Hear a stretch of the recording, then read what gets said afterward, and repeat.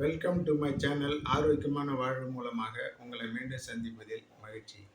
இன்றைக்கி நாம் பார்க்க போகிற டிஷ்ஷு கேழ்வரகு பணியாரம். அது எப்படி செய்கிறதுன்னு பார்க்க போகிறோம். அதுக்கு முன்னாடி நம்ம சேனலை சப்ஸ்கிரைப் பண்ணுங்கள், கமெண்ட்ஸ் பண்ணுங்கள், ஷேர் பண்ணுங்கள், மறக்காமல் பெல் பட்டனை கிளிக் பண்ணுங்கள்.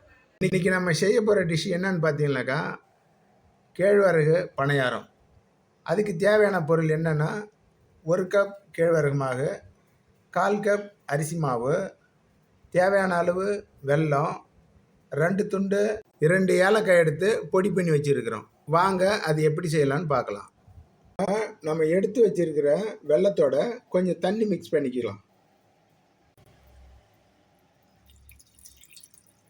இப்போ எடுத்து வச்சிருக்கிற பொருளை ஒன்று ஒன்றா சேர்த்துருக்கலாம்.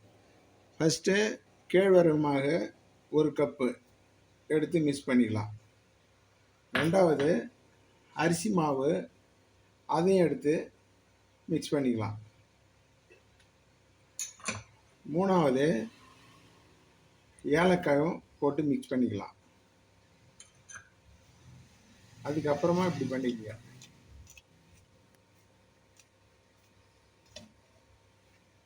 இது ஏன் கையால் பிசிறேன்னாக்கா அப்போ தான் இந்த ஏலக்காய்லாம் ஒன்றோட ஒன்று நல்லா சேர்ந்து வரும்.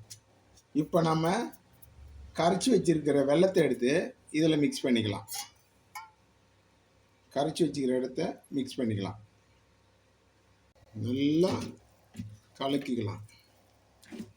நல்லா ஒன்று போல் கலக்கணும். அப்போ தான் அந்த ஏலக்காயோடைய வாசம் நல்லா வரும், நல்லா மணமாக இருக்கும்.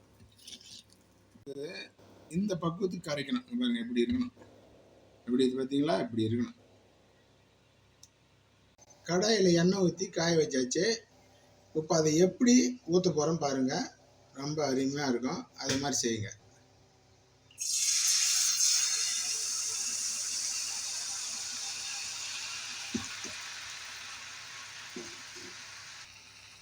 பாருங்கள், நல்லா அந்த மாதிரி எண்ணெய் சூடானதுக்கப்புறம் நல்லா இது மாதிரி பொரியணும். அப்படியே திருப்பி போட்டுங்க. கொஞ்சம் ஆன உடனே திருப்பி போடுங்க, நல்லா வரும். இது மாதிரி ஒன்று ஒன்றா ஊற்றிக்குங்க. ஒன்றா ஊற்றிங்கன்னா பொறுமையாக நல்லா வேகும். பணியாரம் ரெடி. நீங்களும் இதை மாதிரி செஞ்சு பார்த்துட்டு எங்களுக்கு கமெண்ட்ஸ் பண்ணுங்கள்.